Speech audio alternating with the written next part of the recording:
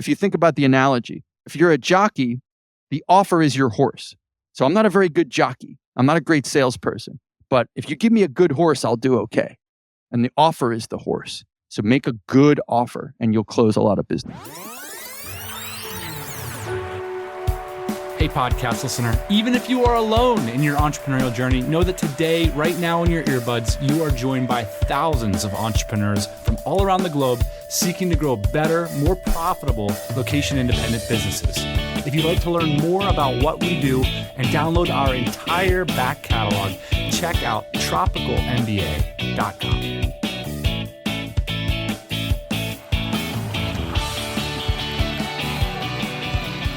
Happy Thursday morning, everybody. Welcome back to the Tropical MBA podcast. Today, we're going to talk about something I like to call the $1 million question. Depending on which research paper you read, only 4% of businesses get to $1 million. But the data suggests that all our work is still ahead of us if we want to grow that business on to $10 million. Our chances of actually getting to $10 million in revenue from that original business are significantly decreased. I've got research here that suggests less than 1% of all businesses get to $10 million. So we've worked hard for years. We've adjusted our mindset. We've got some key hires. We've found some repeatable sources of customers. We get to $1 million and dang, all of our work is still ahead of us.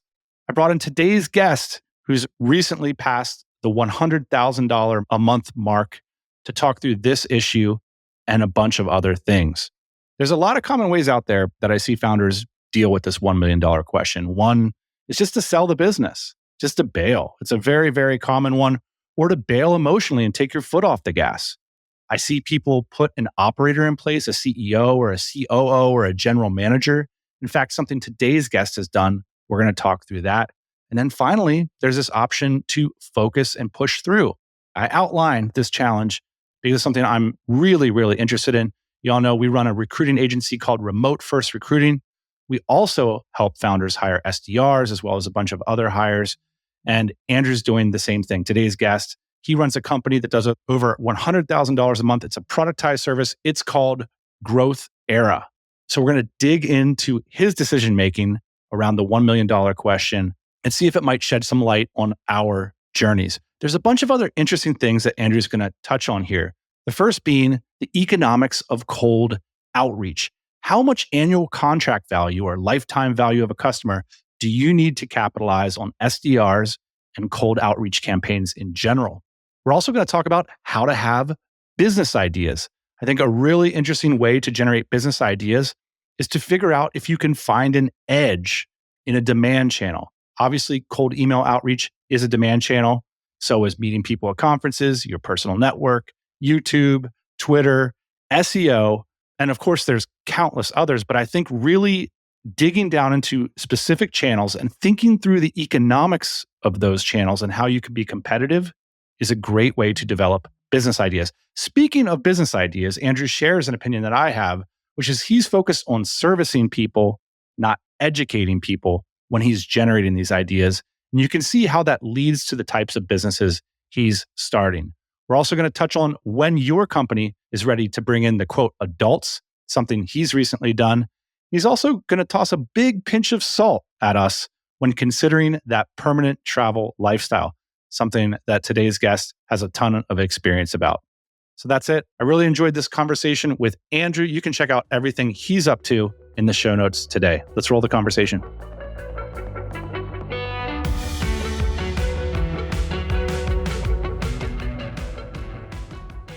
My name is Andrew Jacoby, and I'm an entrepreneur and artist. So I do podcasts, music, writing, and create businesses. Those are the creative endeavors. I want to kind of anchor the audience into your core business, or I want to talk about Growth Era. Could you let us know what it does, why it started? Bring us into this world. Yep. So Growth Era started as a company called Next Sales, but actually what I was doing before when I first left the United States in 2010, well, I first left in 2008, went 2 years and then came back. But that whole time I was doing SDR work myself, which basically means that I was doing outbound sales. So my history in sales was I started out in the car business, selling cars out in San Francisco when it was clear that my musician dreams were like foundering and I wasn't able to make a living. I can relate to that. Yeah, I was living on a couch, and this like Andrew follows his muse thing was following my muse into, let's say, some drug and alcohol habits, which weren't super great, and then some financial realities, which were also less than ideal. So I decided that I wasn't going to go fully into that, and I probably would get a job, but nobody would hire me because I studied literature and political philosophy. So I got a job called Accelerate Your Income. I moved out to San Francisco to follow a girl, as people will do. Also, there was a church for John Coltrane out there, believe it or not. And I was really into John Coltrane at the time. So I went out there, couldn't get a job. Somehow makes total sense to me. Yeah, exactly. Right. I found a job. The ad in the paper was Accelerate Your Income. And I was like, I don't have any income, so any acceleration will be positive at this point. So I went out and it was selling cars. And all I had to do was pass a piss test. And I went and bought a suit at like Salvation Army or something. And I found out that I got the job. And I realized that everybody got the job who could fog up a mirror, which was great because I could fog up a mirror. So I got that job. And that was my first sales gig. And it turns out I was really good at it. I had this East Coast mentality and they were all these mellow West Coast guys. So I was just hustling and they didn't hustle that much. And I turned out really good at it. But anyway, that was a different kind of sales model. That's where like the ads would go out in the paper and then people would come back in with these ads and say like, hey, I want the Civic for $100 a month. And it's like, oh, we sold that one, but we have this other one here that's a little bit more expensive. Anyway, so that was the car business. That was the basic business model. So it was a bait and switch model. Well, that's the basic car business. It's the bait and switch model. And then I didn't feel good about it because you make money financing poor people, which is with super high APRs. And I didn't really like that model. And a friend of mine called me up. This was 1998, so first .com boom. And he's like, yo, what are you doing? I'm like, I don't know. I'm selling cars. I'm like, what are you doing? Where'd you go since high school? Well, I don't know. Long story. I met this girl. We're going to get married.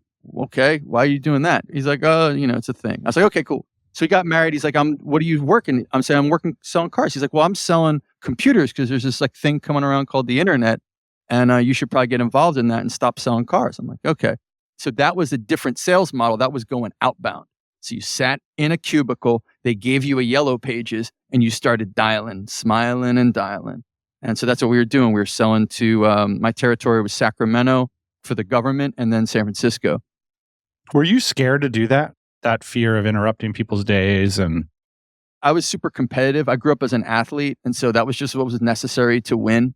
And my buddy was also an athlete. So we were super competitive with one another. And I didn't want him to beat me. And so if I was going to beat him, I had to make cold calls, more cold calls than him. And so I wanted to do that at that time. That was super compelling reasoning for me. And so that's what I did. I just made a lot of cold calls. Was it painful? Yes. And then at some point, I decided I didn't really love the commute thing. I didn't like the suit and tie thing. I didn't like traffic in the morning, traffic at night thing. And I'm like, hey, look, if mostly what I'm doing, the big innovation here is that I can talk to a lot of people on the phone, which is different than the car business. And so what I decided to do, I was like, look, I'm just going to work independent contractor from home.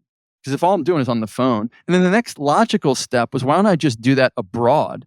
Because if I'm in Philadelphia or in San Francisco, it costs me a lot of money to live, and I could do that better in wherever, Thailand or what have you. And I'd have to work less and I could make money. So I'm also a musician and I like to play music. So I wanted to maximize that. And so I started doing it and it worked, and I could be abroad for a long period of time and pay for my life given this sales work. And then I started trying to find other people to do it because I thought it was a pretty cool idea. And I was super unsuccessful for a while because most people are like, oh, that makes cold calls. As you said, that's scary. It's painful. And so I couldn't find anybody. And then time went by. I kind of got out of it. I got into copywriting and things like that. Then I got into actually playing music on the streets. But ultimately what happened was that I kept getting pulled back into this sales thing because it was consistent income. And finally, I found somebody on Upwork from Macedonia. And I was like, look, man, I hired him for some outbound calling thing that I had going on. And I hired him and he turned out to be really good. He was really motivated. He didn't turn his nose up at it. He had a weird accent, but so what? And he was good and he was hungry and I could teach him. And then I was living in Vienna at the time. And I was like, well, I had to leave Vienna because, a visa problem. And Macedonia is outside of the Schengen zone. So I said, hey, man, are there other people like you in wherever the heck Macedonia is? And he said, yeah. So I was like, all right, man, I'll be there. Was there an Airbnb around? Cool, let's do it. So I rolled over to Macedonia and we built the business. Him and I, he's my co-founder I found on Upwork. And now we built the business. We had one client. He paid us $500 the first month. And then he fired us. So we had 0 clients the next month. And now, it's a 7-figure business. And we have 62 people that do outbound appointment setting we have clients that do multi-billion dollars in a year and clients that do a couple $1 million in a year. Now we're expanding the product offering to various other things, but it was built on outbound. It was built on appointment setting. So that's kind of the story. That's crazy. What is an SDR? A sales development representative. Last night I went out to dinner with my dad and, we looked at a menu and we saw, hey, a burger. Sounds good. Let's buy the burger. Picture burger, point, picture burger, buy burger, eat burger. Easy, right? $12, $15, whatever. When you're buying a $500,000 consulting project, the sales process is not that simple. There's lots of people involved. There's multiple meetings. There's multiple what they call stakeholders. So you got to get somebody on the phone in order to start that whole process. And so the sales development representative's job is to find somebody who is willing to even have a conversation. So what does that look like? I'll give you my pitch we were selling waste consulting. So it was like, hey, Dan, my name is Jacoby. I'm calling from Waste Reduction Consultants. We help large apartment owners and managers reduce their waste hauling expenses. We average a 30% reduction in those expenses, and we do it all on a pay-for-performance basis. So if there are no savings, there are no fees. Interested? And that would be like the pitch, right? So that's what I was doing going outbound because this was a big consultancy. And I would go pitch that to every apartment owner guy who owned 2,000 or more apartments in the country. And I would just repeat that pitch over and over and over again. And most people would hang up at me, tell me to go F myself, whatever. But every once in a while, somebody would say, hey, you know what? That sounds interesting, man. I'm struggling with these expense items. These waste haulers are jacking me around. And if you can help me and it's not going to cost me anything, sure, send me over your brochure, send me an email. And then I'd say, okay, send the email. And then you try to set the meeting and that's it. And then the executive takes over. What sorts of businesses get the most value from SDRs and why? That's a great question. There's a couple of things that you need to have in order to make this work. Number one, the more money you make lifetime value is the better. We tell people if you're not making at least 20K lifetime value, it's hard to have a human being going outbound. It's the financial algorithm. Your first input is how much money are you paying the rep? The second input financially is how much are the meetings turning into? So if you pay the rep, let's say $1,000 in a month, just use simple math, and they develop 4 meetings, that means your cost per meeting is $250. So the question then is, the next piece of the financial algorithm is how many meetings do you need on average to close the deal? If you need 5, then you have your cost per sale. And if you need 10, sometimes you need 20. I had some accounting guy who couldn't sell his way out of a paper bag. The dude needed 50 meetings to close a deal. And so his cost per deal was really expensive. However, he made hundreds of thousands of dollars when he closed the deal. So it worked. So that's number one. Number two, you need enough people to call. So if you're like Peter Thiel and you're working at, what's his company, Palantir, he can sell to the DOD and the NSA. You got to go press the flesh with those guys. You got to go to conferences. That's not a cold calling type of operation. You only have 2 customers that you can sell to in the world. Somebody else, if you're a nationwide consultant for taxes, whatever, that's anybody. So it's great because there's a lot of people to call because this is more or less a volume business. And you don't want to piss people off. So if you're calling people too much, you want to be professional and persistent, but you don't want to overdo it. And so if your market's too small, you're going to overdo it. And the third piece is you have to be able to close business because it's different than an inbound. If your mommy knows her buddy and your mommy introduces her buddy to you, you're going to have a high close rate with your mommy's buddies, right? So you have to be prepared for a more difficult close. And so the way to make that work is all about front-end offer. Remember the pitch I gave you before was that 30% average savings, no harm, no foul. We don't charge you anything unless we save you money. That's a good front-end offer. It's a low-risk offer. So what you want to do is find a way to make your offer as low risk as possible. If you think about the analogy, the offer, if you're a jockey, the offer is your horse. So I'm not a very good jockey. I'm not a great salesperson. But if you give me a good horse, I'll do okay.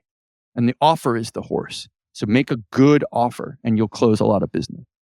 What do the best-in-class offers share in common? How do your clients that are the top performing clients construct them? I would say the best-in-class offer, number one, if you have a good brand, that's really helpful. The multi-billion-dollar company we work with, they get their foot in the door a lot because of who they are. If you don't have that, which most people don't, the next thing is a best-in-class offer. The way I like to think about it personally is what is the minimum viable amount of work or of your product that you could give to somebody that they would get value? And then try to construct an offer around that reverses the risk. I'm building a new company. I don't work in Growth Era anymore. I don't have an operational role. I'm only on the board. And our staffing offer is we offer 10 hours of free labor. So that's our first offer to people. So our outbound efforts in our sales development units are, can I give you 10 hours of free labor? Is that possible? Will you allow me to do that? And you'd be surprised. Like most people are like, no. I love the jockey analogy because I think one of the challenges people have with hiring SDRs is that they say, well, I've been the jockey, because a lot of our customers, a lot of our listeners, have sub $5 million businesses. Yep. They're the jockey. And so now I need a better horse to hand off to a lesser skilled jockey. Right. I'm doing an economic breakdown now. How much it's going to cost me per meeting, my close rate. I've got that cost. How does that compare with the cost of then the free work that my offer includes? That's a cost of doing business. So it's basically, I consider that advertising cost. If you offer when these people, you get these gift cards, they have a financial model that not everybody's going to use the gift card. So every gift card isn't really a $50 gift card. It's really less than that because not everybody's going to use it. So it's the same thing if you're offering free trials to people. Not everybody is going to convert into a client. Have you ever seen an SDR strategy work well for a company with less than a $20,000 LTV? Yeah, it can work. It's just that you have to be much tighter on the numbers and you have to have a really attractive offer. You can move that lever. If your offer is super attractive and you're getting a lot of meetings. How have you seen that done? Well, it's like product market fit. So for example, for a while right now, it was really easy for a period. It was really easy. These ERC credits, everybody's been spammed ERC credits, right? It's like free money from the government and it's going away tomorrow. It's going away in a year. And you could get like 20 grand per employee. I forget what it was. That was a really an easy offer for a period of time. It was really hot because everyone's like, free money from the government. I hate the government. Give me all the free money I can get from the government. And it's going away. It has a lot of elements of a good offer. So for that particular thing, even if they had a small LTV, that could have worked. Now they happen to have a big LTV, so it worked. Like a lot of people make a lot of money in that. But even if that particular thing had a small LTV, they could make it work because their offer is super strong. So that would work. And their close would be easy because it's like, hey man, you don't want to do this. We're going to do it for you. We're experts. Give us your taxes and we'll get you your money.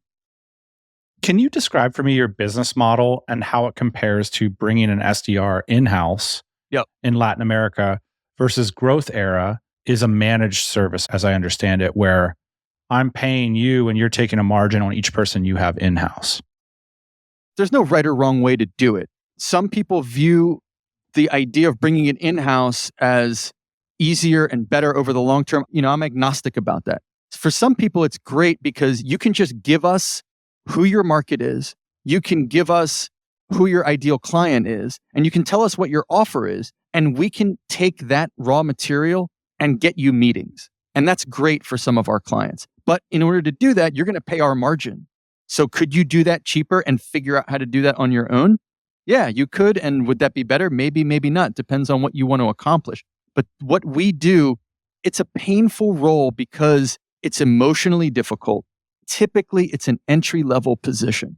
So people churn out a lot of the role in general. So you might hire 3 people, 2 of them might churn out in 60 days. So you spent all that time training them. And so a lot of clients that come to us, they don't want to deal with that. They just want the meeting output. And they're happy to pay maybe even a premium to have us do it for them. You mentioned you didn't resonate with the SaaS model personally. What would you say are the positives and negatives of your business model? What are the great things about it? And what are the things that you guys are challenged with? Well, we're scaling with people. So if you look at our revenue compared to our people, we have 62 people, 62 employees. So If we had a SaaS company with the same amount of revenue, that would be different. I liked the agency model. It's a productized service, right? We just do the same thing for everybody, although now we're offering different services. But for the first 5 years, while I was CEO, when I started it, it was just one offering. And we got pretty good at doing it. We got pretty good at scaling it. I would say you have to be good operationally to run this kind of model. So that's a downside if that's not your personality and it's not mine, which is why somebody else is running the company, not me. What does it mean for you to be good operationally?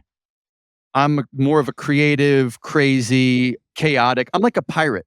I need to be on a pirate ship. While it's a pirate ship, it's great. I'm an awesome pirate ship leader. But once you need a sea captain and it turns into spreadsheets and HR and taxes and finance, my eyes glaze over and I just want to break stuff and try new stuff.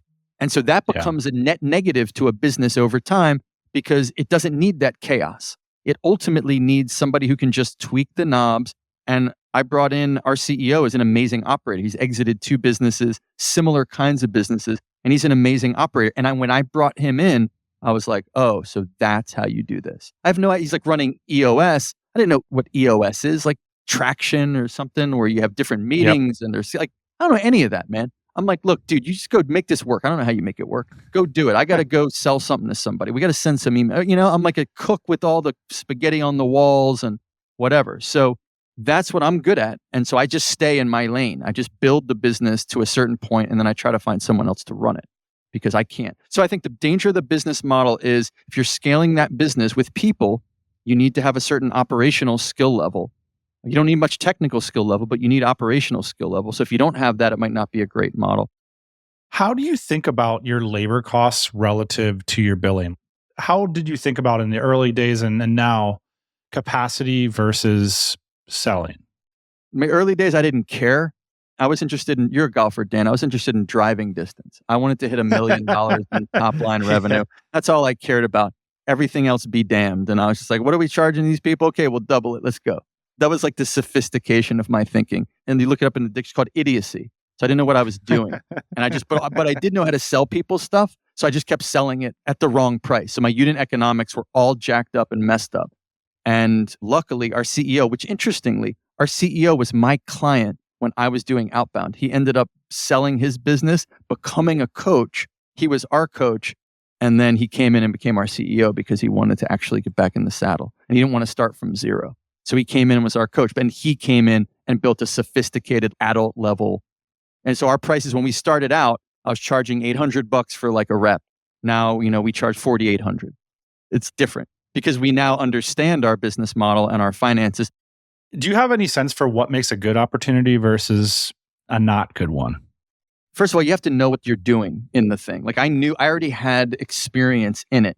And everything that I had tried outside my experience, like what Warren Buffett would call your circle of competence, if you're outside of your circle of competence, beware. You're not as smart or as good as you think you are. Figure out what you already know how to do and then build a business around that. I like things that recur. I like things that everybody needs leads forever. So it's not like you get some leads or sales meetings this month and you're like, thanks, Dan, or thanks, Andrew. I got all the sales meetings I need. You need sales meetings forever as long as you want. So I like services that recur like that. You can do SEO, PPC, graphic design, anything. It can be done successfully as long as there's enough market and LTV and you build your own little special sauce, whatever that is.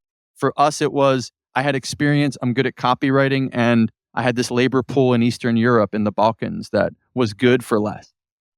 I think it's interesting because, you're making a really good living, building incredible businesses, but they're not new. And I think some people struggle with that. They think that there needs to be something new. There's a lot of those and they've been around for a long time. So why would you think there's space for you? There's a great guy online on Twitter, Nick Huber. He's got this podcast called The Sweaty Startup. And his whole thing is there's a lot of money to be made in just average businesses.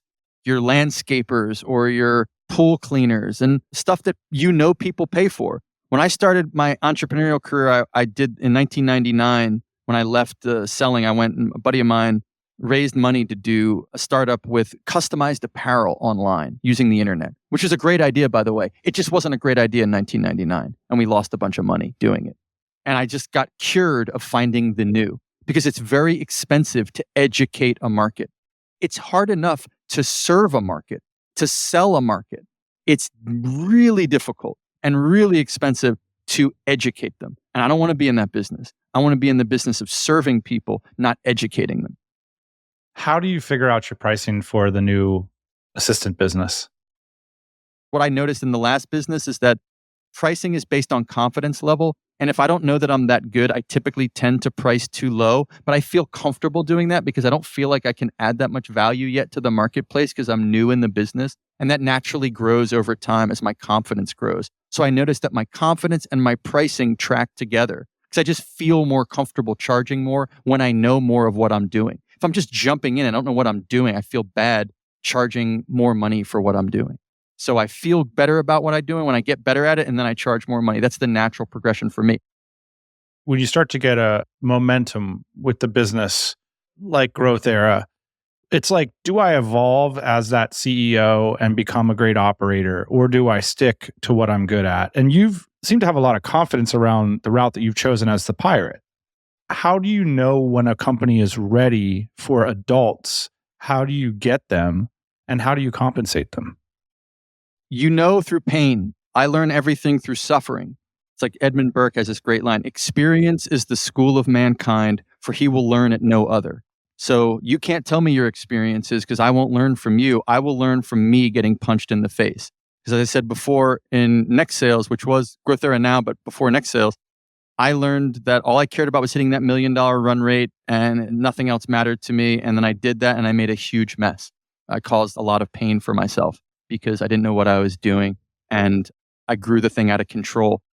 So that was really painful. And then I brought in adults to help and they really helped. And I started to learn. Now, Bryce is our CEO and I happen to know him because I was his SDR a long time ago.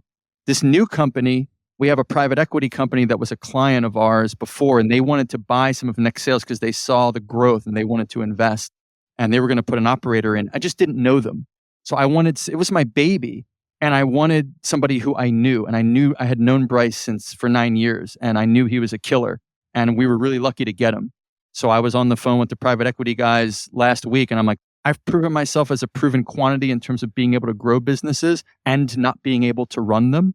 So help me. Come on in as an investor, buy a piece of this so that I can go start the next one and then bring you in for that. Because that's their business, is buying pieces of businesses and then putting operators in and getting the founders out. So that's my model. Whether that will work or not in the future, we'll have to see. But that's the way I want to do it and then to answer your question about when, the sooner, the better, in my view. But I would say if you're somebody that you don't feel like you're a good operator, but you want to grow a business, the sooner you could get out, the better, and then build relationships with other people to try to find somebody that you could trust to run it. There's lots of ways to do it. That's the way I did it. As an agency owner, one of the things you get to do is have a front row seat to a lot of businesses out there and see how they operate. What's your opinion about businesses that are super high quality versus more middling businesses? How are they separating themselves? Is it luck, or is there some trend that you see that highly profitable, successful, growing businesses have? I think businesses are all people. So it's really the quality, the inputs of business. It's not technology, it's human beings. So the quality of the human beings. And I would say, and this sounds going to sound a little bit weird, but the moral fiber of the human beings that are working in the business. Are they honest? Do they tell the truth? Do they have integrity? Do they work hard? Do they have an attitude of service and of love towards others? The people that really embody that and live that will find a business idea where they can do that.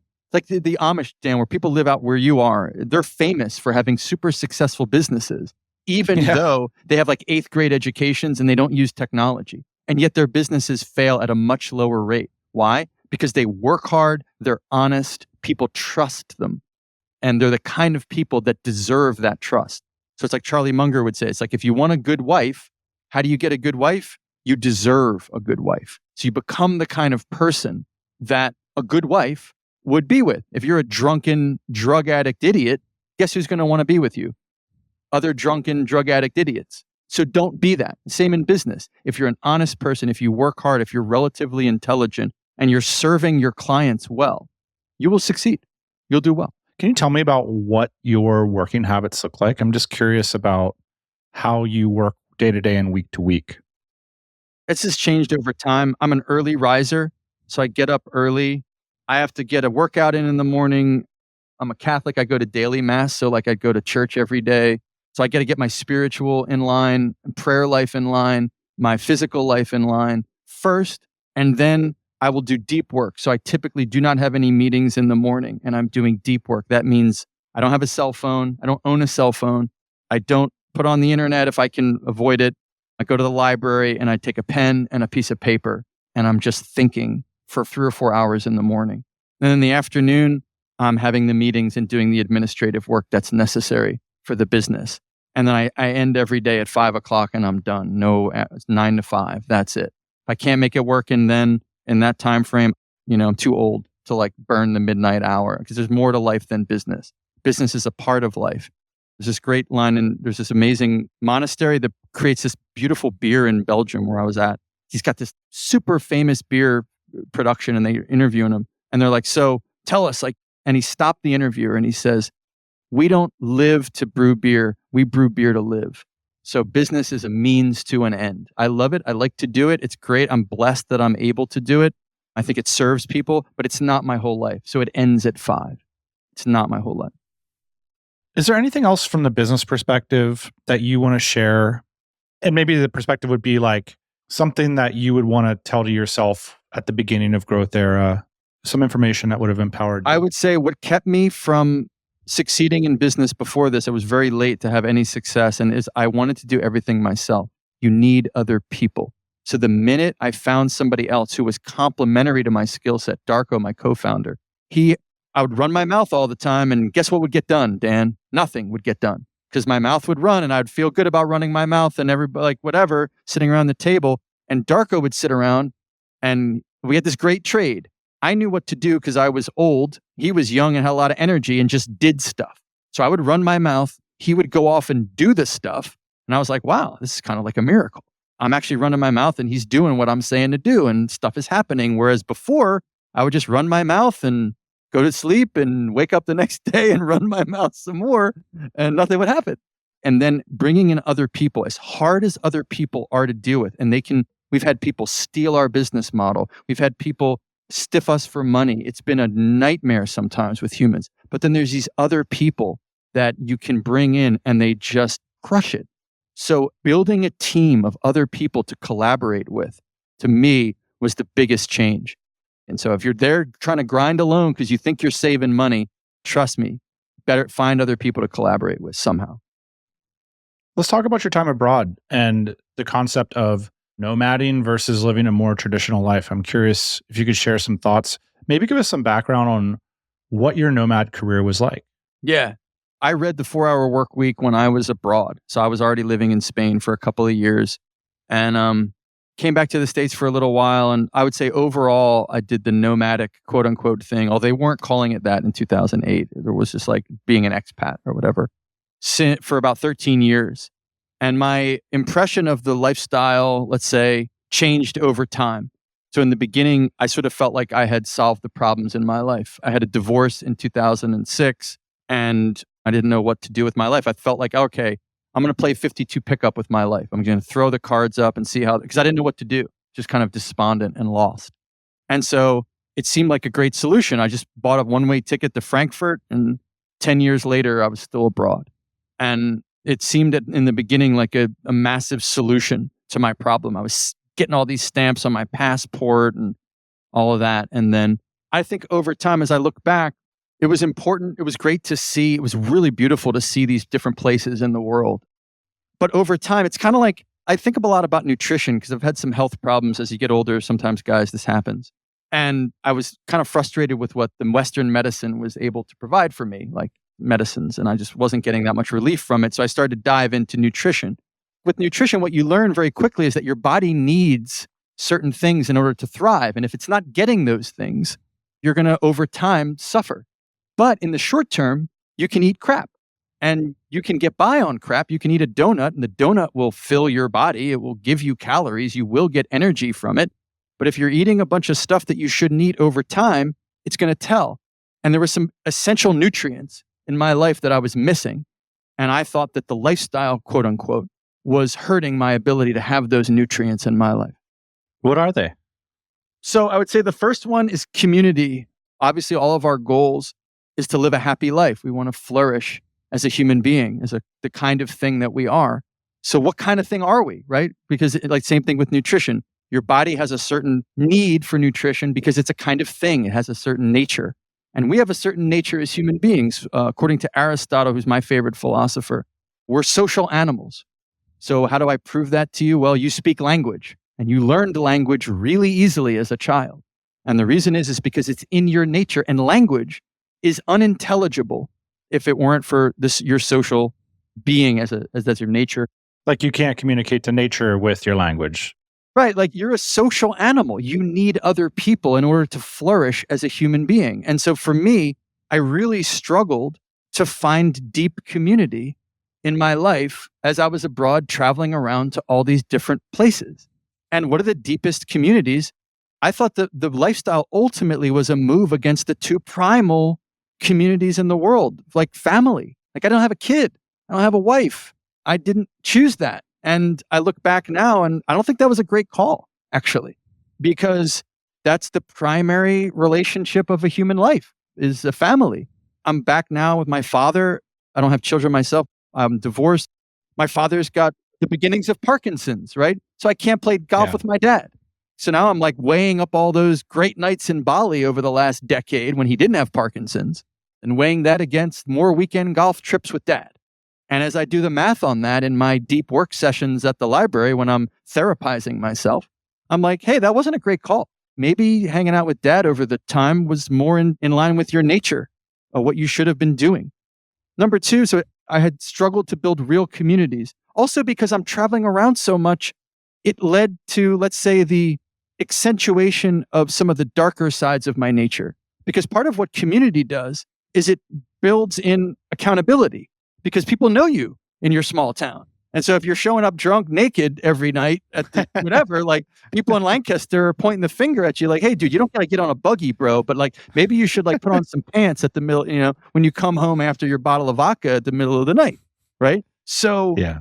But if you're a rando walking around Bangkok in the middle of the evening, let's just say that if you're a guy like me, a sinner, you can find your way into some problematic endeavors. And I did. Also, it enabled, because I didn't have as deep relationships with people, because I didn't know them, because I was traveling around so much, it enabled me to use them more rather than love them. And I think we should love people, not use them, because I didn't know them. So it was easier to do that. Try to be with women and commit as little as possible to get what I wanted at that particular time. And I got involved in relationships that were based upon that. And I'm not super proud of that. I don't think it was a good use of my time. I think it was a bad decision. And I don't blame fully the lifestyle, but it certainly aided in pushing me in that direction because, again, I was divorced from any kind of real community. I'm some random dude walking down a street in Bangkok. Who cares what I do? That was part of the quote unquote freedom that I was pursuing. And also the third thing, I was so into optionality, keeping my options open and just switching all the time.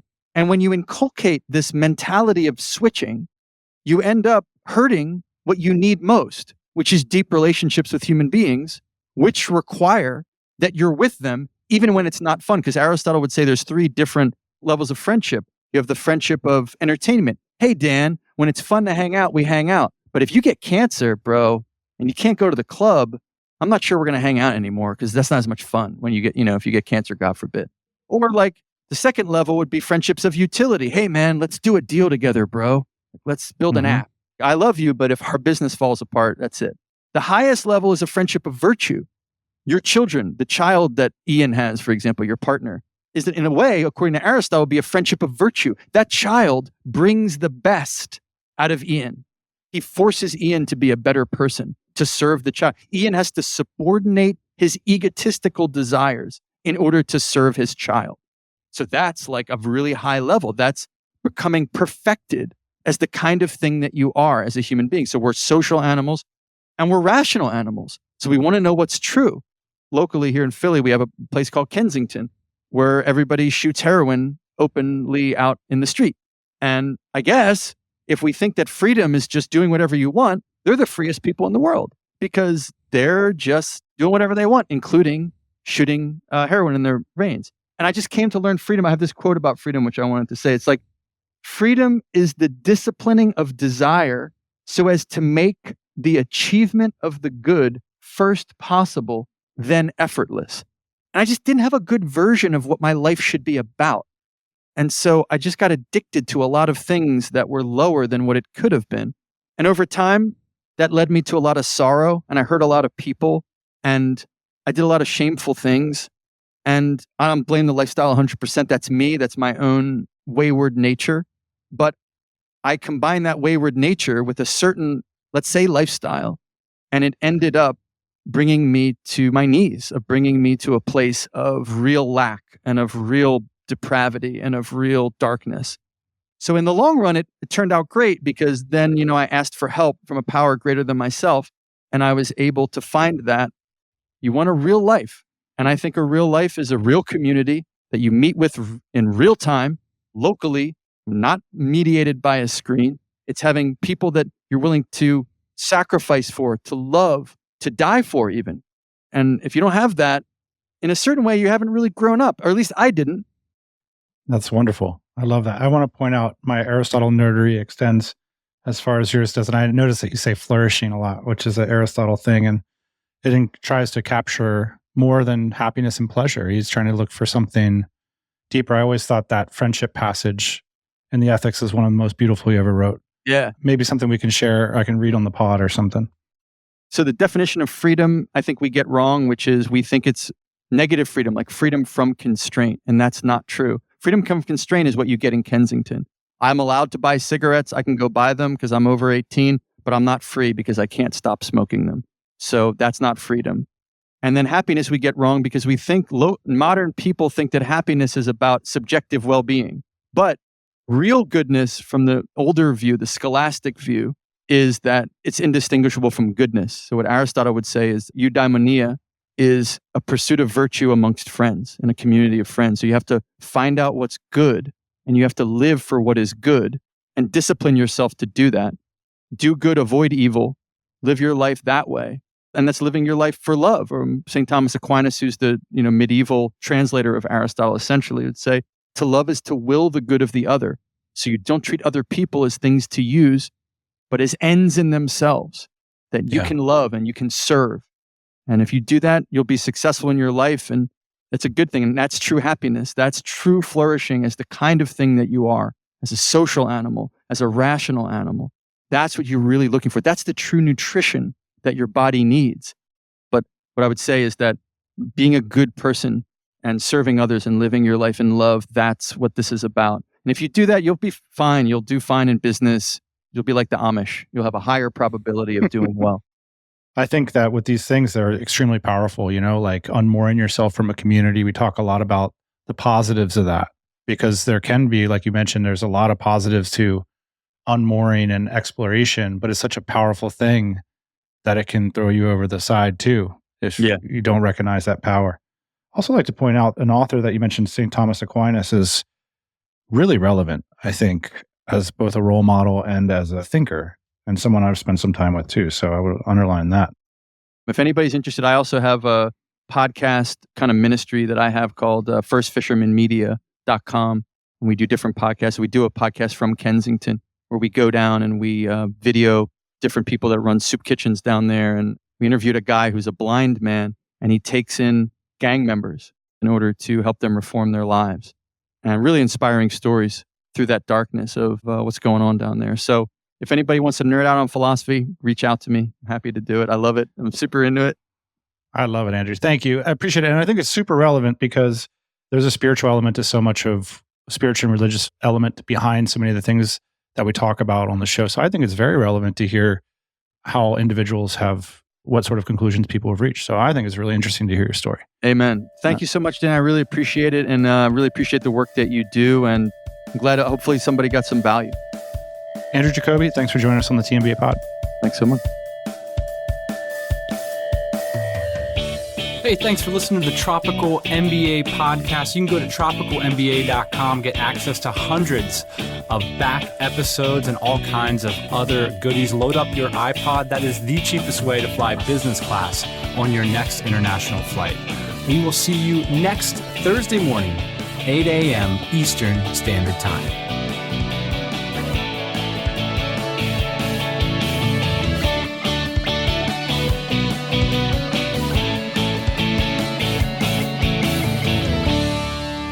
Yeah, buddy.